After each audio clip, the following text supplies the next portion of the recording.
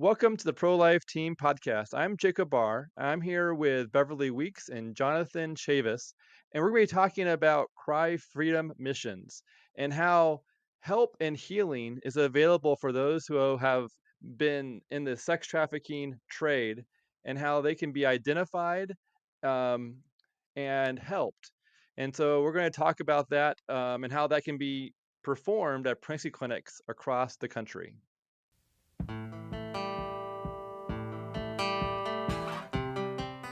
So, Beverly and Jonathan, I'm excited to have you on the ProLife Team podcast. Beverly, would you introduce yourself as if you were speaking to a small group of pregnancy clinic directors? Hey guys, I'm Beverly Weeks and I'm the CEO here at Cry Freedom Missions. And Jonathan, would you also introduce yourself? Yes, I'm Johnathon Chavis. I am the COO of Cry Freedom Missions, and we're excited to be with you guys today. Awesome. So tell what does Cry Freedom Missions? How do you connect with your what do you do? Who do you serve? And how do you connect with pregnancy clinics?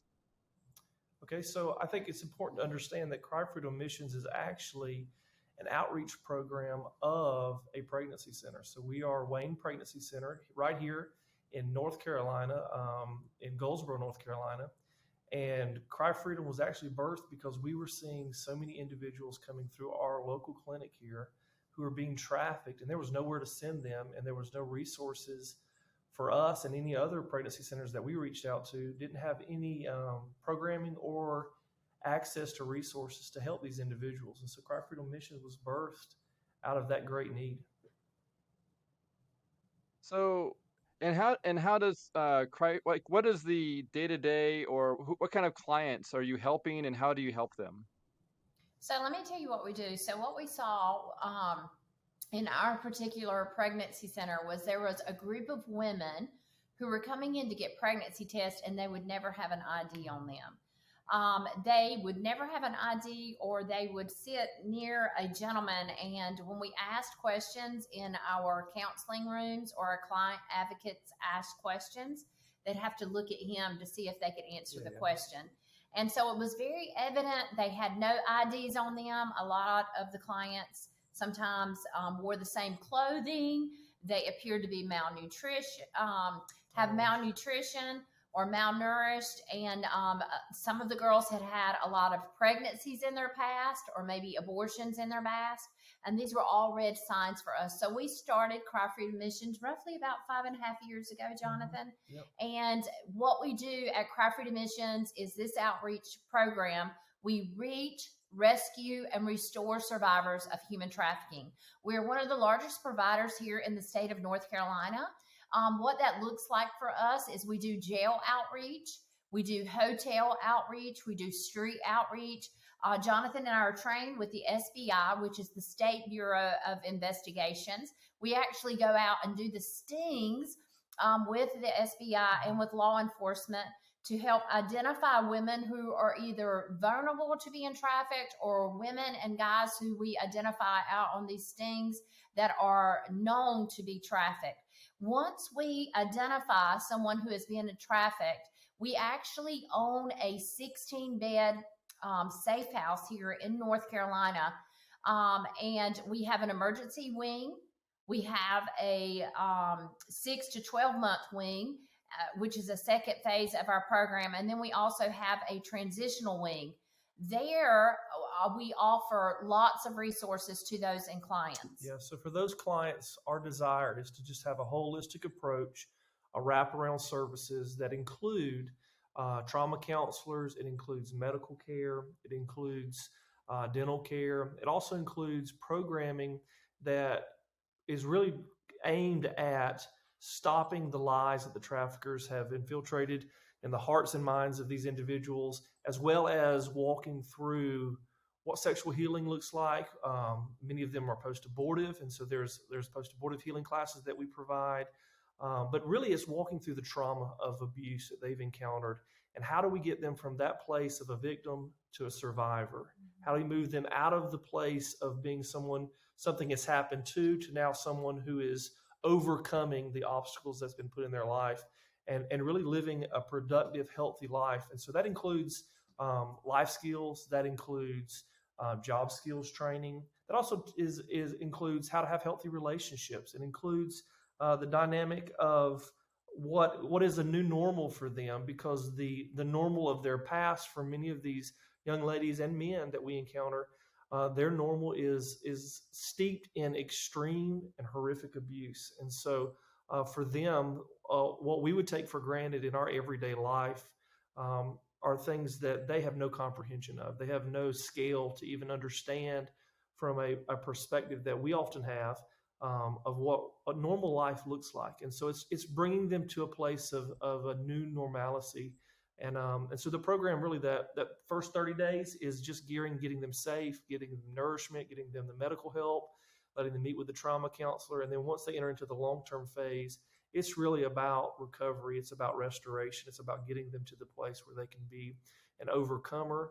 And then the transitional side is once they've gone through that programming, then it's about how do I interact with the real world? How do I get out there and work? How do I learn to budget? How do I position myself to have healthy relationships and move forward? Because it's their goal to have healthy lives, healthy families. I mean, almost every girl that comes through the program, one of their number one goals that they set, usually from the onset, is I want to be able to have a healthy family.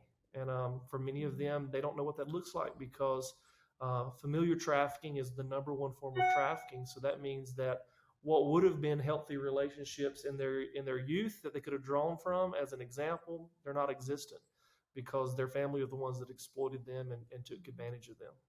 Jacob, what we are seeing as Jonathan and I are traveling across the country is pregnancy centers have got to be on the forefront of identifying individuals in human trafficking, because I can promise you they're coming in your pregnancy That's centers. right. They're coming in your pregnancy centers almost on a weekly basis.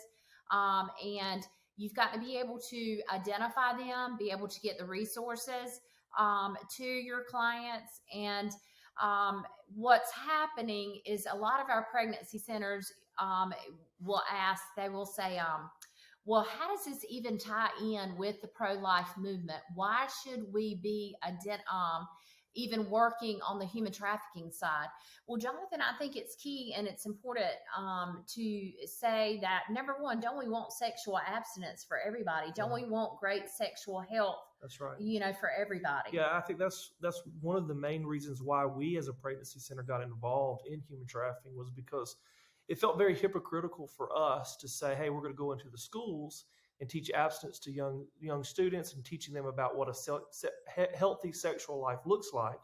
And then here we have the most vulnerable individuals in our society who have encountered just a tremendous amount of abuse through sexual exploitation, to say that, oh, well, but we don't want sexual health for you because you've been trafficked, or you may have been in prostitution, so therefore you don't qualify. And so for us, it was a matter of not only do they qualify, but these are the most broken in our society. This is what many in society would call the least among us.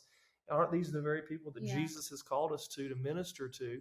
And so it was a no-brainer for us. It was we felt very little resistance of transitioning from just focusing on that young mother or that crisis pregnancy, to also include in that the individuals that we're servicing now with in the human trafficking field. Because again, the statistics are showing us that around 90 to 92% of individuals who are being trafficked have had an abortion in their past.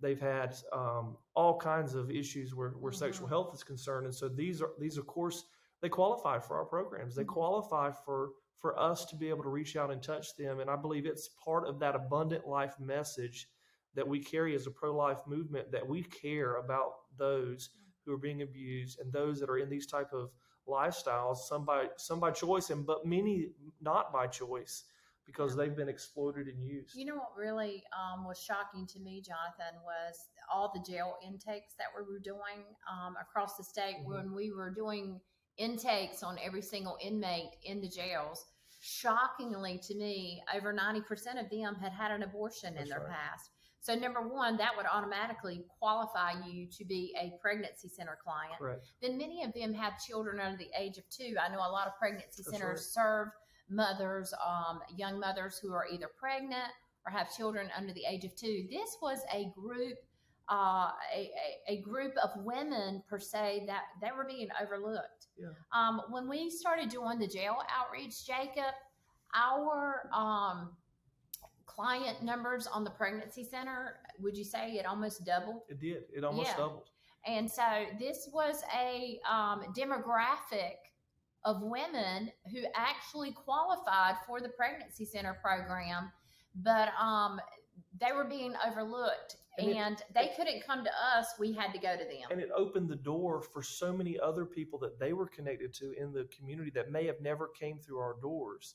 One startling stat that we saw concerning not just pregnancy centers but medical clinics overall is that they say that 88% of individuals who are being trafficked have sought services in a medical facility or center, but less than 1% of those individuals are actually being identified. Mm-hmm. And so for us, that was another big piece, is how do we educate pregnancy centers? And so we've done that through CareNet and through Heartbeat. We actually go to the national conference and give slides about what they can do to identify individuals that come through their center.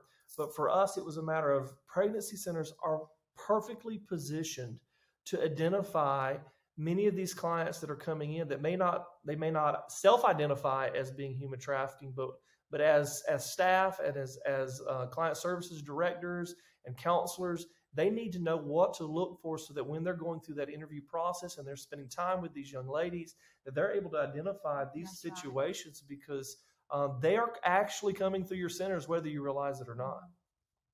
So speaking of identifying, what does that process look like? Is it based on like a number of like weighted things that might be happening if you're a in pregnancy center? Yeah. Yep. If you're a pregnancy center and maybe you're wanting to know some of the signs to look for, I'm gonna let Jonathan describe some of those signs to you. But I also want to encourage you. One of the questions that we were asking Jacob as a ProLife entity in our counseling room, and it is a question that will help you be able to take your conversations deeper with your clients, is have you ever had to exchange sex for anything of value? Let's say you're having to exchange sex for your drugs. You're having to exchange sex for food. You're having to exchange sex for a place to sleep or lie your head at night. That right there was a question that even would take us deeper in with the conversation with the client. Yeah, because most of the time, and we even have this on our intake forms in the jails. Have you ever had to strip? Have you ever had to perform any pornographic film? Has there been any sexual exploitation in your past? These questions usually don't get answered with an affirmation of, oh yeah, that happened to me, because most people, because of the shame involved, aren't ready to admit that. They've not built any realm of trust with the individual to say, oh yeah, this has happened or this has happened. So I think when we're asking the questions, they're coming into our pregnancy center, they're pregnant or they think they're pregnant and they're coming in to get STD testing. There is this place of vulnerability that they've walked through the door and they're willing to share some of their medical side of that. And so in the process of that conversation, maybe not necessarily on the actual intake form, but I think in that conversation, I think it's very, very key to broach the subject. Hey, do you feel safe in the environment that you're in? Do you feel like that you're being taken advantage of in any way sexually? Mm-hmm. And then, of course, that question then can turn into, is there any place where you're exchanging sex for anything of value? And then if they answer yes to that, I think then it goes into the deeper conversation, what that looks like. Is that a place where are you feeling like that you're having to do these commercial sex acts, if you will? Is there any place where someone's forcing you to do this? Is there any place where someone is coercing you, where they're threatening you, if you don't do this, this is going to happen to you, or your family's going to get hurt, or your children are going to be hurt? And then finally, is there any pretense that you've been brought into this thinking you're going to get money, you're going to get something, and then they've lied to you? Is there fraud involved in this? Because according to our laws, in order for it to be a human trafficking case, it can't be just a commercial sex act. There has to be force, fraud, or coercion. One of those three elements has to be in play in order for that individual to be a human trafficking victim. That's right. And let's take that law even deeper. law also states, and this is federal law, it also states that anybody under the age of 18 and you're having to exchange sex for anything of value, those three factors do not have to be involved. Force, coercion, and Correct. fraud does not have to be involved. So I'll give you an example. A young client walks into your pregnancy center and they have been in a pornography film. That's automatically that client has been in human trafficking. They've been involved in a commercial sex act. Or they say, hey, I'm prostituting at age 14, 15, 16. There are no 14, 15, 16, 17-year-old prostitutes. You need to understand that according to law, that client is automatically being trafficked because they are under the age of 18. And so that can help you 100% identify those individuals who are vulnerable to being trafficked or being trafficked as well. Jonathan, don't you also think that with the overturn of Roe v. Wade, see, you've got more people coming into your pregnancy centers now. Also, you've got the abortion pill reversal where girls are actually going out to have an abortion and they're walking into like a Planned Parenthood facility and they're regretting their decisions sometimes. And that, I just really think that pregnancy centers now are positioned now more than ever to be able to identify those clients who are vulnerable to being trafficked. And often with she brought up the abortion pill reversal. That's something that oftentimes pregnancy centers are not aware of, that's even something that can be done. But I just saw where legislation is being passed where they're trying to make the abortion pill an over-the-counter the drug where you don't have to get a prescription. I think it's extremely dangerous, and we're going to see the results if that gets passed. I think we're going to see many different lawsuits because young ladies' lives have been lost because they were not under the prescription of a doctor, and so there's that aspect of the pregnancy center that we definitely need to see. But these young ladies that are coming in, I think of one particular story. We had a young lady that came in. She was a child. Let's put it she was a child. She was 10 years old. She came in for a pregnancy test. She was a part of a very vulnerable group of people, and her family, they were here illegally, and that's a very vulnerable group of people that can be trafficked. And her pregnancy test was positive, and so that's instantly a reportable case because here we have a 10-year-old that has to be reported to law enforcement and to DSS. And so we're trying to locate who the father is, what's going on, so we can understand the dynamic of this particular case so we can accurately report it. And the girl was very transparent with us. She was saying, I don't know who the father is, which is not uncommon for them to have, deniability of who it is. But in this case, it wasn't because she was trying to protect someone. It was because so many men had come into her room and had sex with her. And so as we dug in deeper to this particular case, what happened was the trafficker had come to the family and said, listen, and here's that coercion piece. They said, if you don't let us use your daughter for these commercial sex acts, then we're going to report you and everybody's going to go to jail and your family's going to be separated and you'll never see each other again. And because they were ignorant of the law, they felt fear, they felt coerced that this is the only thing I can do. They consented, and this young girl was being sexually exploited and trafficked here in our area. And she came to the pregnancy center because someone in that community was aware that we had Spanish translators and that we helped people that had a pregnancy, and it was free of charge for them to come in.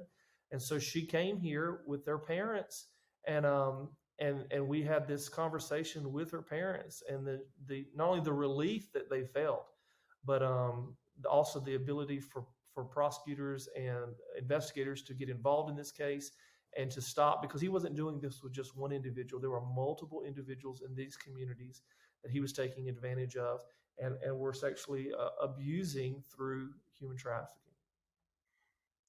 Wow. Yeah, wow, that's just such a, it's like it's invisible, or it's so outside of the public view. So what would you suggest to a pregnancy clinic as what are the top signs to identify and try and increase that from being 1% to something higher? Yeah, so I think it has to be a place of, you've got to broach that conversation with care. First of all, they have to know that you authentically care about them. So I think the first place in in staff training and making sure that we keep that place of empathy in our hearts, that openness to have that conversation. I think that's really important because people immediately begin to trust when there is the presence of authentic care and love. Right. And so I think it's really key from the time they answer the phones for an individual to come in there to the person that they see when they walk through the door. I think even the atmosphere that's in your center of how you set that place up, we have set up our place. You can see in the background, we're in our admin wing, but it looks like a home. And so we're not actually in a home. We're in our admin wing where we have our boardroom, but our whole facility has this look to it. It doesn't look like a medical facility. It looks like a safe home environment. And our goal is for that very purpose, is to create that place of trust. And so I think that's at your baseline, the need to have that essential thing. But then when we're talking about human trafficking, I think there are a couple of things that we want to look at. So I think let's first talk about the 5 major risks or vulnerabilities that open the door for human trafficking. So if there's substance abuse, so if you've got a client that's walking through the door and you're noticing, they're addicted to some kind of drugs, you see track marks, you see that they're physically agitated. If there's substance abuse, the likelihood of them being sexually exploited goes through the roof. And so we have statistics that show us that if they've been in active substance abuse for more than 2 years, they're 90% or higher more likely to be trafficked than any other group of people. If they're a runaway or homeless individual, okay, so runaway youth, homeless, their likelihood of being trafficked is extremely, extremely high. In fact, runaway teens that are in foster care or have had a DSS case, Department of Social Services case, where they have had abuse or neglect in their home, there is an 82 to 86% likelihood that they're going to be sexually exploited in some way. And so those are very, very high numbers.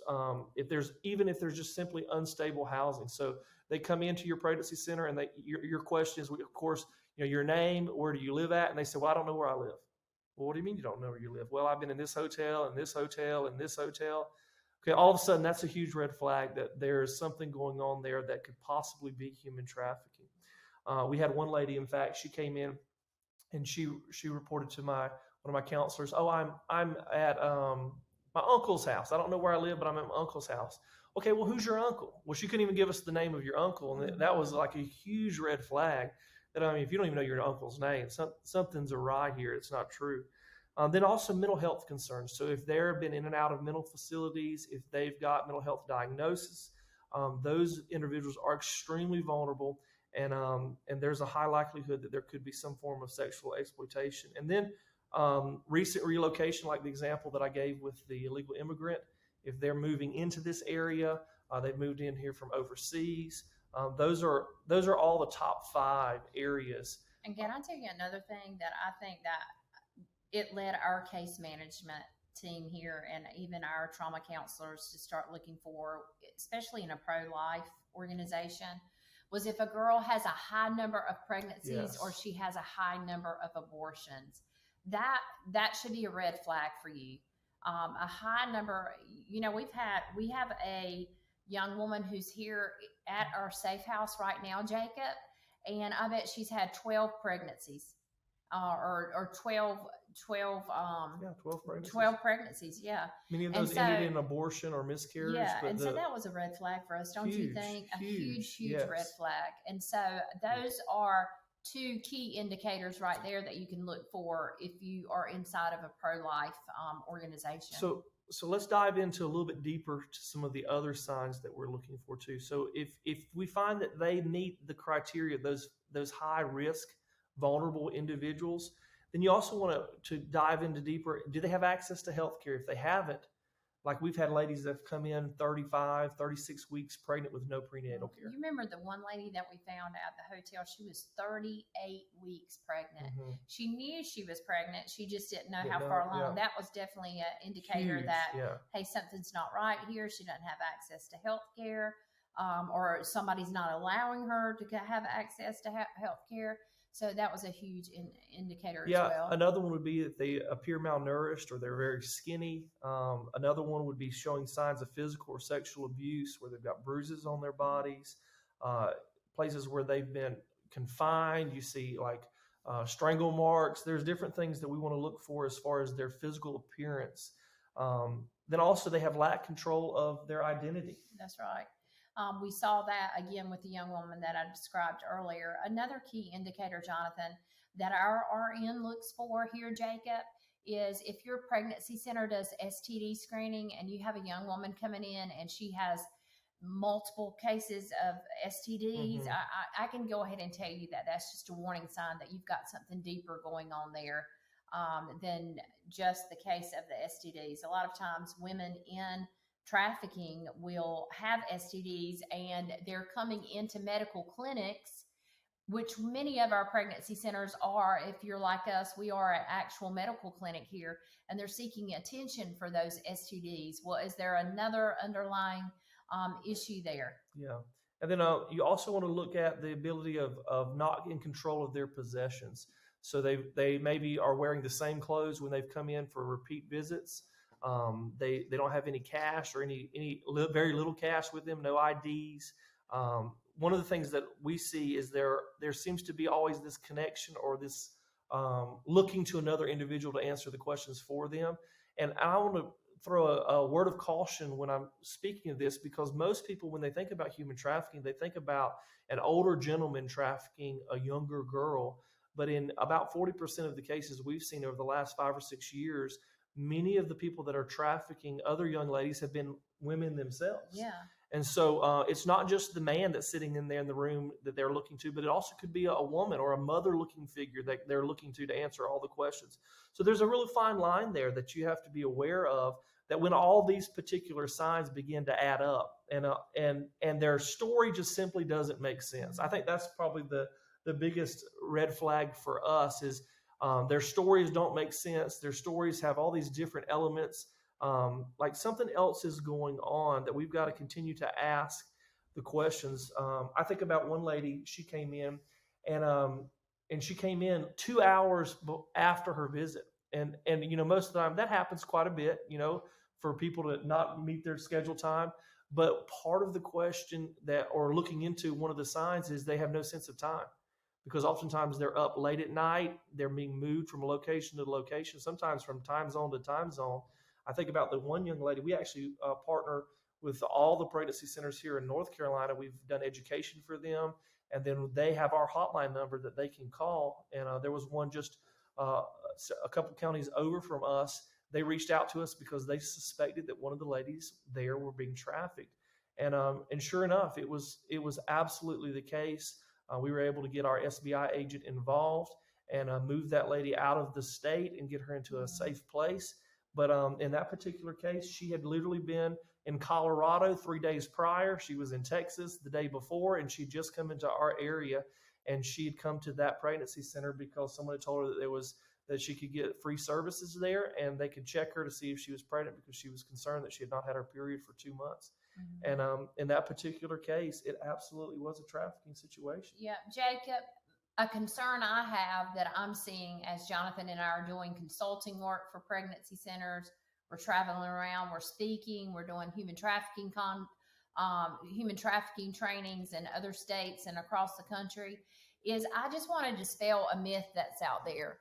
So many people think for human trafficking to take place that a kidnapping has to occur. Yeah. You talk about human trafficking and everybody associates it with the movie Taken. You remember Liam Neeson from the movie Taken and how his daughter was kidnapped.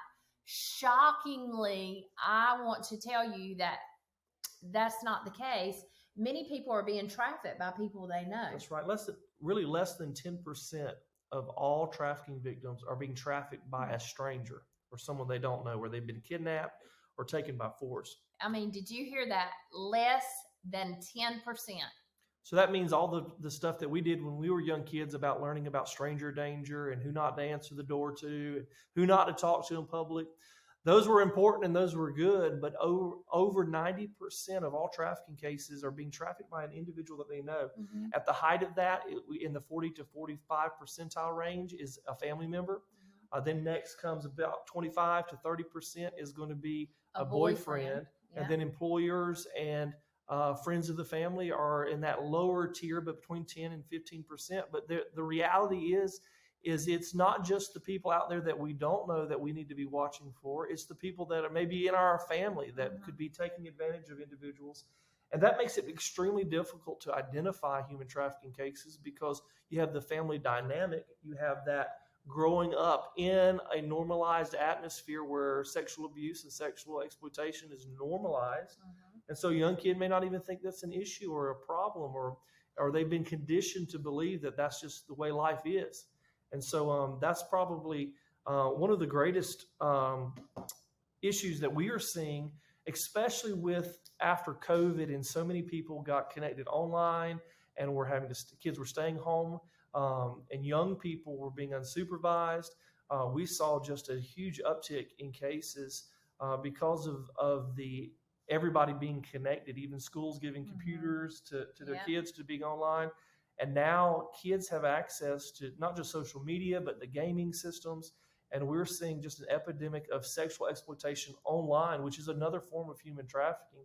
And those usually lead to them being trafficked in person as well. So what is the process? So let's say a pregnancy clinic director or a volunteer counselor sees she has a client in her counseling room and she thinks that this person has enough signs or some signs that they may be trafficked. What would be the next step for that person? So I think every pregnancy center should make it mandatory to report human trafficking cases. So what does that look like for you as a pregnancy center? I would familiarize myself with the laws in my state so that I know what that looks like. Do you need to report it to authorities? First of all, everybody should familiarize yourself with the National Human Trafficking Hotline number. So Polaris is an excellent organization where you could go online. That's POLARIS. And you can get that National Human Trafficking Hotline number. That number is 1-888-373-7888. 1-888-373-7888. Another number you can have is here at Cry Freedom Missions. If you have any questions, maybe you as a pregnancy center, you have a concern, and you just, before you reach out to authorities, you want to talk it through with someone, you can call our case management team here at Cry Freedom Missions, and that number is 919-988-9262. 919-988-9262. And we could kind of talk that process through with you. But it should be a mandatory reporting in my eyes for every single pregnancy center, whether that's reporting it to your local law enforcement, a DSS individual, the Polaris hotline, definitely going straight to your executive director or your CEO of your pregnancy center and say, hey, this looks suspicious, and then going through that reporting process. Yeah, so part of our piece that we play in helping educate pregnancy centers is providing Human Trafficking 101 to help train staff and volunteers so that they know what signs to look for and to create a plan of action, just like what you're asking for, Jacob. How do you have a plan of action in place if someone does come in? And so that part of that plan of action is building an understanding of the resources available in your area, understanding who are the individuals and the organizations in your state and locally that you could be able to connect with and partner with. And I think it's really important that if we're going to refer any of our clients to people, that we have a sit-down conversation with people from those organizations so we understand their core values. We understand who we're sending them to, so that we're not just sending them from one place to another. And that's one of the reasons why we started Cry Freedom, was because we would send clients that we knew were in desperate situations, and then they would fall through the gaps because of the lack of services or the other organizations that just didn't have the capacity to help those individuals. And so I think it's very important that you vet those organizations and the places in your state that you're connecting them to. For us, it was very important for them to be faith-based, for them to have a worldview that's centered in the gospel, and that there is hope for everyone. Because so many organizations that I have found, they feel like that once you've encountered this trauma, that you're a victim your whole life, and you're always going to struggle and never have a place of hope to see real change take place, that you're always going to be in this place of being victimized. And for us, that just is counter culture to what we believe and to the dynamic of our message of abundant life, that people's lives can only be changed and transformed. But there is absolutely hope for you to have a healthy and whole life. And no matter what's happened to you in the past, no matter what choices or choices that other people have made that have affected your life, that things can be different. And so I think that's really, really important for you to be able to have those ongoing conversations with organizations and resources in your community and at your state level. And that really affords you the opportunity that when you do encounter an individual who's been trafficked, you'll already have things in place, connections, names, numbers. So you're not scrambling, running around the office trying to figure out, oh my gosh, we have somebody, what are we going to do? You've already got a plan in place to be able to proactively help these individuals and set them on a path for recovery, restoration, and healing.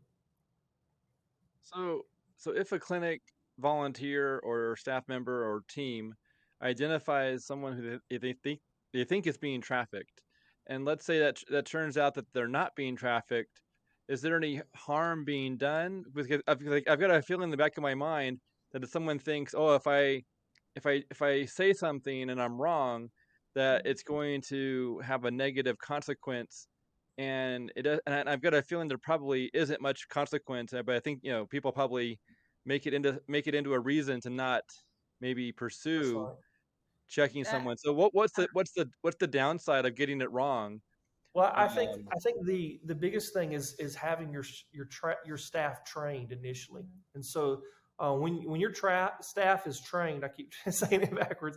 When your staff is trained, they'll know what signs to look for, and they'll know the appropriate questions to ask, and they can actually do a lot of the work that another organization may ask. Well, are you certain about this? Have you asked this, or have you asked this? I think what will happen is when they're trained appropriately, they'll already have those questions in place to know how to ask and know how to pursue that. And so there are absolutely cases where we've pressed in and found, okay, they may not be a human trafficking victim, but they absolutely have been sexually exploited, or they absolutely have been molested, or but they. Jonathan, you cannot let fear operate how you operate as a center. Can I give you an example? And maybe this is a terrible, terrible example, but you're going to get things wrong once in a while. Yeah, absolutely. But how many times are you going to get it right? For instance, somebody's coming towards you with a gun. Okay. If somebody's coming towards your staff with a gun, you're going to report it, right? But what if they were coming not to harm your staff, but there's always going to be that what if or that fine line area. I think the biggest thing is again at the baseline, if you come with authentic love and care, and they sense that from you, then hey, I really felt like I wanted to make sure that you were safe and you were in a good place, and so I want to bring I want to bring these people involved to come and be involved in this particular case, to ask you some more questions, to look into what's going on in your life, so that we can make sure that that you're safe and that you're healthy and you're whole. And Jonathan and Jacob, at the very least, educate yourself. What does your state law say? Here in the state of North Carolina, it is a mandatory that you have to report yours. If you suspect human trafficking, you have to report it. If not, you could be charged with a misdemeanor. And so educate yourself as to what your state law says. For us, it's mandatory reporting. Yeah. and it seems like a lot of the flags are, even if it wasn't trafficking, it's obviously a negative behavior or Yes. something that needs to be addressed. And so, Jonathan yeah, said it. it seems like it's He much. hit the nail on the head. It's all about relationships. What kind of relationships are you establishing with your clients in a pregnancy center? You're not there just to get your numbers up or you get your stats up. Pregnancy centers are there. We're all about life change and heart change for these clients. So it's taking your conversations deeper. It's all about relationships. Just like when Jesus met the woman at the well, he started a conversation with her. And she needed that. She needed that affirmation. She needed that attention. She needed that love. And so I think that pregnancy centers are positioned now more than ever to help women who are either vulnerable to being trafficked or they are being trafficked. Yeah. So, can you share a story of where you've seen, answered prayer or God's fingerprints in one of these Yeah, someone who's being trafficked, being rescued and finding Yeah, healing or something along those lines. yeah, absolutely. We had a horrific case probably 3 or 4 years ago where a young lady, she got out of the jail. We took her to a facility and she got freaked out and ran. And she ran, tried to get back to a friend of hers that was in her past. And another trafficker picked her up and was trafficking her in another area. And so we were just really devastated because we knew the dynamic of abuse and the things that she had already encountered. And it was just our prayer and desire, Lord, you know where this girl's at and where is she? And our SBI agent, we set up a sting in the Raleigh area, which is about 50 minutes from us. And we were able to locate one of the traffickers that we knew was associated with that trafficker. And long story short, through a series of really divine interventions, we were able to locate where that girl was at. We were able to get her out of the hands of the trafficker. And just this last week, I saw her, and she's been through our program, graduated. She's healthy and whole, has been restored to her family. She's actually has a young girl. She's pregnant right now and has a young child on the way. And so we're really excited with her because she has a good, healthy relationships now. But for her, she was just the amount of abuse. She had to service 14 people a day just to eat food. And for her, she was locked into a concrete room. She had a machete held to her neck. She was pumped full of drugs. I mean, she had encountered just tremendous, tremendous abuse.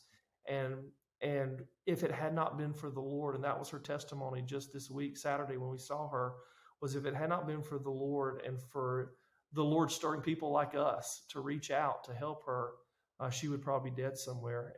And so that was one example that I can see the hand of the Lord just moving miraculously across the state, utilizing, I think it was 6 or 7 different agencies, different law enforcement agencies, the SBI to do stings. I remember that night that we were on that sting, we solicited probably 150 people. And one of those individuals was a girl who was being trafficked by the same trafficker. And that's what opened the door. If she had not answered that call and came to that hotel room where the sting was done, we would have never connected those pieces. And so the Lord knows how to do that. He knows how to reach people that we can't reach. And he knows how to lead us in places that we don't know where we're going. And that's probably the most remarkable thing. Even just I heard testimony just this week on our pregnancy center side of how we have had just an untold amount of abortion minded that's come through our center, and how that every single one of those, they've been praying diligently, 8 or 9 of them just last week, every single one of those chose life. And some of those, they didn't know, they were on the fence, and they would get texts. They got a text like last night that said, "Hey, I just wanted to let you know we chose life." And so for us, that is just a remarkable thing that we have seen over the last year or two, but it's been unprecedented, the amount of people choosing life. In fact, this past year was the first time that we could say, according to our statistics, that over 98% of every person that walked through our door chose life. And before we hit 97 and a half, we were never able to hit above that 98%. And just this last year, it was 98.4% is what it came up to be. And that's out of 2,000 clients. They chose life. Wow. Yeah. Can I tell you a positive impact too that I am seeing is that, a lot of these women are in drug addiction. They've been trafficked for a large period of time in their lives, and they find themselves pregnant. And we you need to recognize as a pregnancy center that not every woman can parent her child. Not every woman can parent her child. And so it has really opened up a door for even some tough conversations as a pregnancy center to say, hey, does your child deserve to be trafficked in a hotel, to be living in Tent City, to be living in drug addiction? Would you allow us to bring in a Christian adoption agency to talk with you, to discuss what your other options may be, or maybe you have questions for an adoption agency? And Jonathan, we have actually seen the impact of some of these women recognizing at this stage of life, until I can receive healing for myself, I cannot possibly parent a child. And they have actually placed their babies with other Christian families in these Christian adoption agencies. And that I think that has been impactful as well. It has. It's a beautiful story of life. It's a beautiful story of seeing, for some of them 6, 7 years old now that we've worked with on the human trafficking side, their children are now 6, 7 years old, and we're seeing children that are flourishing, that have a loving home. But the beautiful thing is also we're seeing that the individuals who adopted these children out, that have the children, they're able to not only hear the stories of their child, but many of them have open adoptions where they're able to get Christmas cards, visits, and birthday cards and visits throughout the year. And I have not seen one of those that said, I regretted my decision of having my child. Not one has ever said, oh, I wish I'd have aborted my child. They look at those children with tears in their eyes and joy in their heart, knowing that their child is safe, that they're whole, that they're in a home where they're loved. And that's really the privilege that we have, to be able to not only bring life to them, but also those that may be pregnant, to say, hey, you've got life inside of you that they deserve to walk around on this planet and to be loved and to be nourished and to be treasured. And in the same way that we're loving and treasuring you right now. And for many of them, it is a remarkable story of redemption, that even though they may not have that child in their home, it's that even in the midst of what would have been a horrible situation, or it may be a result of a rape or being trafficked, that they have this beautiful blessing that came in the midst of probably the most darkest hour of their life. So I've got a harder question. I'm not sure if you'll have the answer for it. So if you don't, we can always put it off to a future podcast. But when it comes to like HIPAA and protecting someone's health information, and then using that counseling visit to bring them in, identifying that they may be having a sex trafficking situation, what So are that's the why I touched concerns? earlier. Yeah. That's why I touched earlier on you have to know your state laws. So here in North Carolina, we have State Bill 199, which says that an entity is protected from that. You don't have to worry about HIPAA as far as reporting the human trafficking case. Yeah, so what State Bill 199 addresses is the consent clause that HIPAA requires, that in order for us to release their information, they have to give consent. So in the form of where there's self-harm, like, for example, suicide, or there are other things where they could harm someone else, then it's a mandatory report. But also it opens the door for State Bill 199 here in North Carolina, that if we suspect that there is human trafficking involved, then I do not have to get the consent of that adult in order to release that information to authorities. And what I'm understanding, there is legislation either in place or being put in place in many states for that same purpose, to protect those individuals in human trafficking and to protect you as a provider. So I would encourage you, again, as a pregnancy center, to look up and know what are my laws. Many states have what we call task force for human trafficking. And so if you have questions about HIPAA, your state bills, that kind of thing, and human trafficking, you can research it that way, or you can even go back to that Polaris that I was telling you about, and they should be able to give you the information in regards to your state's policies and procedures as well. Yeah, that makes a lot of sense to look at the state law, and some states might be the same, but there's going to be probably a variety of different laws that each state's going to have its own situation that needs to be understood. So when it comes to clinics across the country, what services does your group provide? Like, it sounds like it might provide training as well as like the safe house for someone looking for a essentially for separation from a traffic situation. Yep. And so we do. We have a safe house that operates, of course. We have a RN on staff 24 hours a day, or available 24 hours a day. We have a case management. We have a full case management team. Cry Freedom Missions also provides education, training across the country. pregnancy centers fly Jonathan and I in. We can train their staff. I know a lot of you are listening and you're like, what is the fees for that? So, that is a discussion that you have with Jonathan or myself. We try to work and keep our fees very minimal for pregnancy centers. Most of the time, it's just a gift, a love offering that you are sowing back into our ministry that goes to that safe house to help us operate that safe house. But those are some of the services that we provide.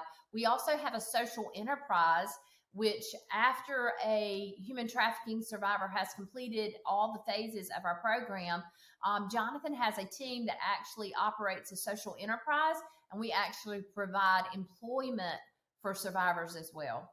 Yeah, and so part of that, even the consulting thing, we oftentimes will have people that'll fly in, and we try to designate at least one day out of the month where we open it up for outside organizations to be able to come in, take a tour of our facility, take a tour of our pregnancy center, see how those work hand in hand.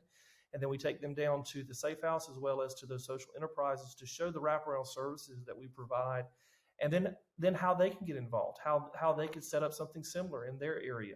And so that's part of the dynamic that we try in giving back, is opening up our doors and and there's no questions, that we open the door and say, listen, no, there's no questions you can't ask. We're very open and transparent, from the financial statements to how we operate to policy and procedures, because we recognize in order to see this giant, which is really modern day slavery, human trafficking is, in order to see this giant slain in our generation, it's going to take everyone in our community involved.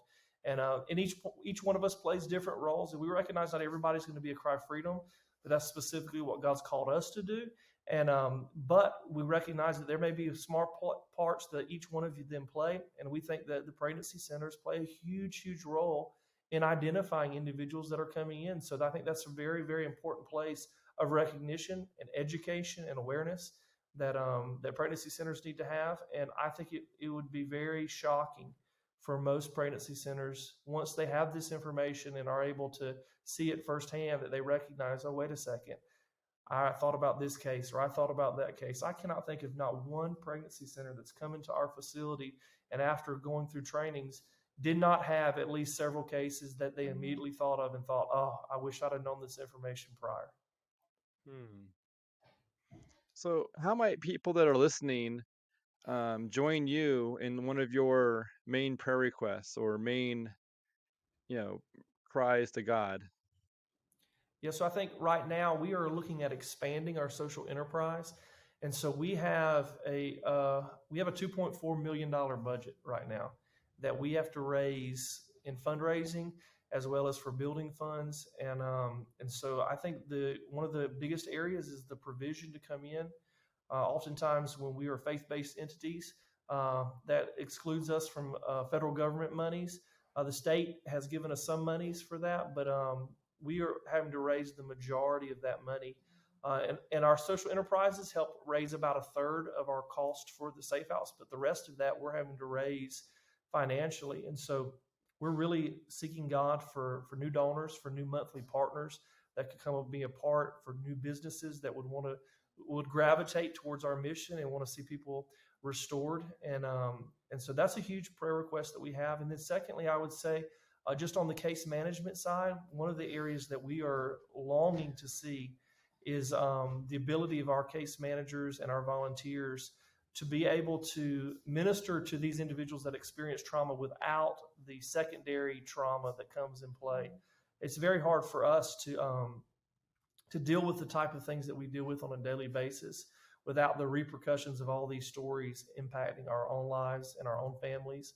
And so there's just this need of covering our staff and our volunteers in prayer, that they can go into the dark places and shine light without the darkness creeping into their own heart and impacting them. And so what's the relationship look like? So after someone has gone, let's say they've gone to the safe house and they're starting, they're experiencing the road to healing. What's it look like for them to connect with Jesus or the church down the road? Like, what does that look like for someone who's going through this experience? Yeah, so I think at at the base, we recognize that we are a faith-based entity. So when they come on board to the Safe House, we're not ashamed of that. We don't hide that. It's not a secret that when we love Jesus and that we believe Jesus is the answer, and that the gospel is the message of transformation and healing and salvation. And so we're very clear with that up front, that, hey, we are a Christian organization. We have devotions in the morning, and we have a time of connection at night with what we call family time, where they're able to share their struggles, and we have a time to just pray with one another, encourage one another.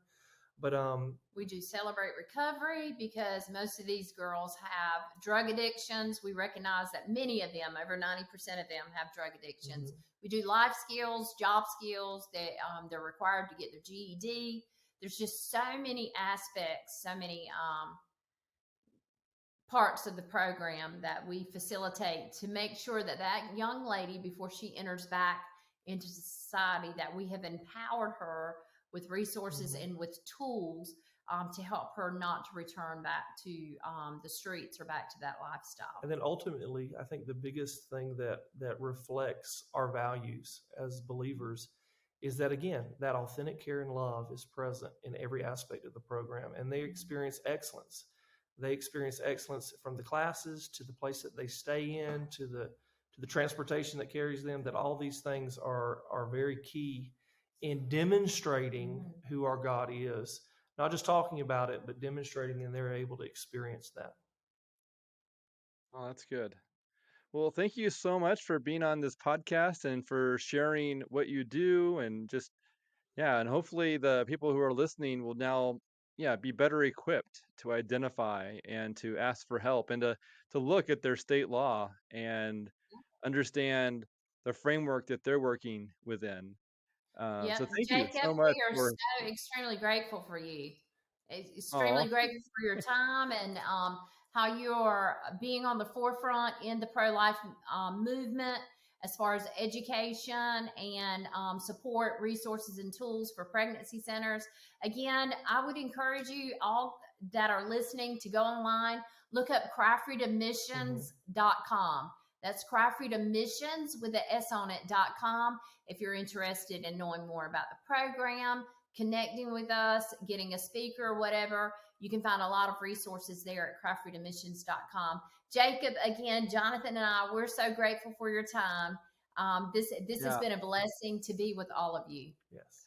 And I really appreciate what you're doing, and in a way that you're doing it in a way that can support, pregnancy clinics across the country. So those that are in maybe a rural area that may not have, certain supporting ministries nearby, this is an opportunity for them to get support and a connection, because it's available remotely, and women can be sent there when they need to get away from an abusive relationship or abusive place.